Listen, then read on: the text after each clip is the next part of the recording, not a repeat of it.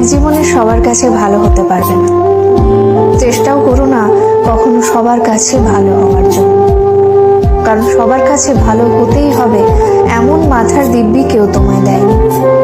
আর তুমি বেঁচে আছো তোমার নিজস্বতায়। সেখানে তোমায় কে ভাবলো, কে খারাপ ভাবলো, তাতে কিচ্ছু এসে যায় না। দিন শেষে নিজের জন্য নিজেকেই থাকতে হয়, অন্য কেউ তোমার জন্য থাকে না, থাকেনি কখনো, আর থাকবেও না। কারোর কাছে তুমি ভালো, ভীষণ ভালো, আবার সেই তুমি কারোর কাছে খুব খারাপ, জঘন্য একজন মানুষ। এটা কেমন করে হয়? প্রশ্নটা মনের মধ্যে আসতেই পারে।